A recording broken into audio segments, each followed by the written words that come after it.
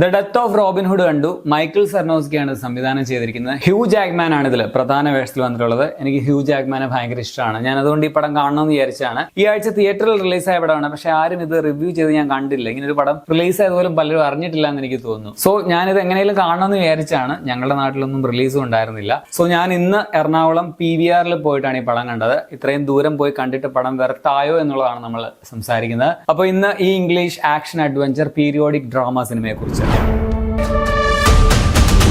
ഒരു ജീവിതകാലം മുഴുവനുമുള്ള ക്രൈമുകൾക്കും കൊലപാതകങ്ങൾക്കും ശേഷം റോബിൻ ഹുഡിന്റെ അവസാന കാലഘട്ടം എങ്ങനെയായിരുന്നു എന്നുള്ളതാണ് ഈ പടം പറയുന്നത്. അന്യായ വിഷ്വൽ ബ്യൂട്ടി ഉള്ള സിനിമയാണ്. ഇതിന്റെ ഓരോ ഫ്രെയിംസും എനിക്ക് അത്രയ്ക്ക് ഇഷ്ടപ്പെട്ടു. ഞാൻ എപ്പോഴും പറയാറുള്ളത് പോലെ നമ്മൾ സ്ക്രീൻഷോട്ട് എടുത്ത് വെക്കുകയാണെങ്കിൽ ഒരു പെയിന്റിംഗ് പോലെ ഇരിക്കും ഓരോന്നും. പക്ഷെ ഇതിന്റെ സ്ക്രിപ്റ്റും എൻഗേജിംഗ് ഫാക്ടറും ഒക്കെ നോക്കുമ്പോൾ പടം അത്രയ്ക്ക് പോരാ എന്നാണ് എനിക്ക് പറയാനുള്ളത്.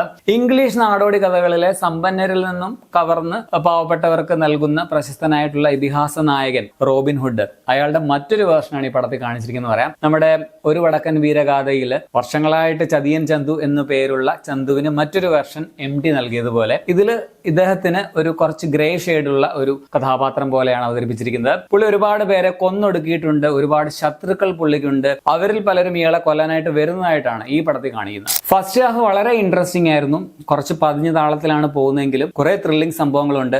അല്പം കട്ടയായിട്ടുള്ള വയലൻസ് സീനുകളൊക്കെ ഉണ്ട്. കിടു സിനിമാറ്റോഗ്രഫിയാണ്, കളർ ടോൺ ഗംഭീരമാണ്. ഇതൊക്കെ കൊണ്ട് പടം ഇങ്ങനെ കണ്ടിരിക്കാൻ നല്ല രസമുണ്ടായിരുന്നു. പക്ഷെ സെക്കൻഡ് ഹാഫിൽ വന്നപ്പോഴേക്കും അതുവരെ ഉണ്ടായിരുന്ന ഒരു വയലന്റ് ആക്ഷൻ സ്വഭാവം ഒക്കെ മാറി ക്യാരക്ടർ ഡ്രാമയിലേക്ക് പടം ഷിഫ്റ്റ് ആവുകയാണ്. അപ്പൊ തൊട്ട് പടം ഒന്ന് ഡൗൺ ആകാൻ തുടങ്ങും. പടം ഓൾറെഡി സ്ലോ ആയിരുന്നു, പക്ഷെ രണ്ടാം പകുതിയിൽ എത്തിയപ്പോഴേക്കും ഡെഡ് സ്ലോ ആയി എന്ന് പറയാം. അങ്ങനെ മൊത്തത്തിൽ നോക്കുമ്പോൾ തിരക്കഥ വൈസ് വലിയ രസം ഇല്ല എന്ന് പറയാൻ തോന്നിയ ഒരു പടമാണ്. തുടക്കം കണ്ടപ്പോൾ ഞാൻ കുറച്ചുകൂടിയൊക്കെ പ്രതീക്ഷിച്ചായിരുന്നു, അത്രയ്ക്ക് പടം എത്തിയില്ല. എങ്കിലും ഇതിന് അന്യായ കലാമൂല്യമുണ്ട്. ഗംഭീര വിഷ്വൽസ്, കിടു ടെക്നിക്കൽ ക്വാളിറ്റി, മികച്ച ഒരു ഫസ്റ്റ് ഹാഫ്, ഒപ്പം നല്ല പെർഫോമൻസും പടത്തിന്റെ പോസിറ്റീവ്സ് ആണ്. പടത്തിന് ഒരു മൂഡ് ഉണ്ടെന്ന് പറയാം, ഒരു വയലന്റ് ദുഃഖഗാനം പോലെ. അങ്ങനെ ഒരു പ്രത്യേക മൂഡാണ്, അതെനിക്ക് ഇഷ്ടപ്പെട്ടു. ഹ്യൂ ജാക്മാൻ ആണ് റോബിൻ ഹുഡ് എന്ന നായക വേഷത്തിൽ വരുന്നത്. മികച്ച പെർഫോമൻസ് ആണ്. പുള്ളിയുടെ മേക്കപ്പും കോസ്റ്റ്യൂംസും ഒക്കെ കൊണ്ട് ആളെ പെട്ടെന്ന് തിരിച്ചറിയാനാവാത്ത വിധം ഒരു മേക്ക് ഓവർ ഒക്കെ നടത്തിയിട്ടുണ്ട്. അത് നൈസായിട്ടുണ്ടായിരുന്നു. ആ ക്യാരക്ടർ പുള്ളി നൈസായിട്ട് തന്നെ കൈകാര്യം ചെയ്തിട്ടുണ്ട്. നല്ല പെർഫോമൻസ് ആണ്.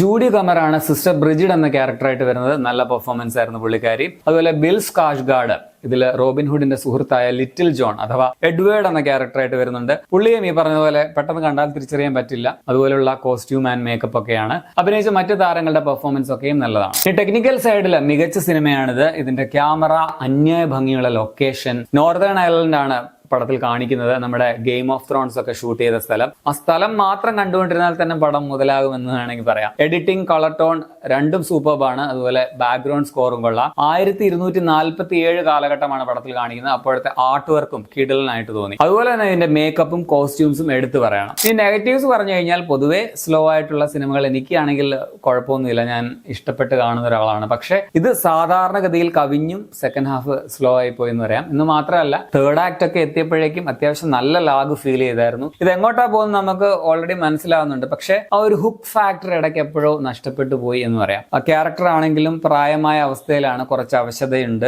അതുകൊണ്ട് തന്നെ നമുക്കും പടം കണ്ടുകൊണ്ടിരിക്കുമ്പോൾ ആ ഒരു അവശത ഫീൽ ചെയ്യുന്നുണ്ട് എന്നുള്ളതാണ്. അതായത് മൊത്തത്തിൽ റോബിൻ ഹുഡിനും വയ്യ, നമുക്കും വയ്യാത്ത ഒരവസ്ഥ. പിന്നെ ഈ ക്യാരക്ടറിനെ അത്രയ്ക്ക് നമുക്ക് ഇഷ്ടമാവുന്ന രീതിയിലൊന്നും അല്ല എഴുതിയേക്കുന്നത്. ഞാൻ പറഞ്ഞല്ലോ, കുറച്ച് ഗ്രേ ഷെയ്ഡ് ഉള്ള ഒരു ക്യാരക്ടറാണ്. അതുകൊണ്ട് തന്നെ നമുക്കൊരു വൈകാരിക അടുപ്പം തോന്നുന്നതും കുറവാണ്. സോ ആ കഥാപാത്രത്തിന് എന്ത് പറ്റിയാലും നമുക്കൊരു വലിയ വിഷമം ഫീൽ ചെയ്യുന്നില്ല. ശരിക്കും ഇതിൽ വിഷമം വരേണ്ടതാണ്. അത്രയ്ക്കും ഇമോഷണൽ ഡെപ്ത് കഥയിൽ ഫീൽ ചെയ്തില്ല എന്നുള്ളതാണ്. മറ്റ് ക്യാരക്ടേഴ്സ് ആണെങ്കിലും ഒരു സർഫസ് ലെവലിലെ എഴുത്ത് നടന്നിട്ടുള്ളൂ. എന്നാൽ പടം ഏറെ ടൈം എടുക്കുന്നുമുണ്ട്. സോ സെക്കൻഡ് ഹാഫിൽ ഈ ക്യാരക്ടർ ഡ്രാമ ആയപ്പോഴാണ് പടം കൈവിട്ടു പോയത് എന്ന് പറയാം. സോ മൊത്തത്തിൽ ടെക്നിക്കലി മികച്ച മനോഹരമായ വിഷ്വലുകളൊക്കെയുള്ള നല്ല പെർഫോമൻസ് ഉള്ള പടമാണെങ്കിലും പടം തീരാറാകുമ്പോൾ നമുക്കൊരു വിരസതയാണ് മൊത്തത്തിൽ ഫീൽ ചെയ്യുന്നത്. സോ എനിക്ക് അങ്ങനെ നോക്കുമ്പോൾ ഇതൊരു ആവറേജ് അനുഭവമായിട്ടാണ് തോന്നിയത്. എന്നാൽ അതേസമയം കലാപരമായിട്ട് മികച്ചു നിൽക്കുന്ന ഒരു സിനിമ കൂടിയാണ്. അതുകൊണ്ട് തന്നെ അടുത്ത ഓസ്കാറിൽ മിക്കവാറും ഇതിന്റെ ക്യാമറ, പെർഫോമൻസ്, ആർട്ട് വർക്ക് അല്ലെങ്കിൽ കോസ്റ്റ്യൂംസ്, മേക്കപ്പ് ഇതിലേതെങ്കിലും ഒന്നിന് അവാർഡ് കിട്ടാനുള്ള അല്ലെങ്കിൽ നോമിനേഷൻ പോകാനുള്ള സാധ്യത ഉണ്ട് എന്ന് ഞാൻ വിശ്വസിക്കുന്നു. ഒരു പക്ക ആർട്ട് ഹൗസ് പടം എന്ന് പറയാനും പറ്റില്ല, കാരണം ഇതിൽ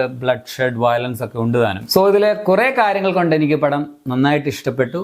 എന്നാൽ മൊത്തത്തിൽ നോക്കുമ്പോൾ കംപ്ലീറ്റ് സംതൃപ്തി നൽകിയുമില്ല. ആൻഡ് ഇതെന്റെ അഭിപ്രായം മാത്രമാണ്. നിങ്ങൾക്ക് ഇതിൽ നിന്നും വിഭിന്നമായിട്ടുള്ള ഒരു അഭിപ്രായമായേക്കാം. പടം ഇപ്പോൾ തിയേറ്ററുകളിലാണുള്ളത്. ഞാനിത് കോട്ടയത്ത് നിന്നും എറണാകുളം ലുലു മാളിൽ PVR പോയാണ് പടം കണ്ടത്. ഇന്ന് 129 രൂപയ്ക്ക് ടിക്കറ്റ് ഉണ്ടായിരുന്നു. അതാണ് ഞാൻ പോകാനുള്ള പ്രധാനപ്പെട്ട മറ്റൊരു കാരണം. 2 മണിക്കൂർ 2 മിനിറ്റ് ആണ് സിനിമയുടെ run time. Violence, blood shed സീനുകൾ, ചെറിയ ന്യൂഡിറ്റി ഒക്കെ ഉള്ളതുകൊണ്ട് 18+ ആണ് പടം. ഞാൻ കണ്ട തിയേറ്ററിൽ സബ് ടൈറ്റിൽ ഒന്നും ഉണ്ടായിരുന്നില്ല. ഇത് A24 ഡിസ്ട്രിബ്യൂഷൻ ആണ്. സോ സബ് ടൈറ്റിൽ അല്ലെങ്കിൽ തന്നെ സാധ്യത കുറവാണ്. പക്ഷെ ഒരുപാട് ഡയലോഗുകളൊക്കെ പടത്തിലുള്ളതുകൊണ്ട് സബ് ടൈറ്റിൽ ഉണ്ടായിരുന്നെങ്കിൽ നന്നായിരുന്നേനെ എന്ന് എനിക്ക് തോന്നി. അപ്പൊ നിങ്ങൾ ഈ പടം കണ്ടിട്ടുള്ളവരാണെങ്കിൽ നിങ്ങളുടെ അഭിപ്രായം കമന്റിൽ രേഖപ്പെടുത്തുമല്ലോ.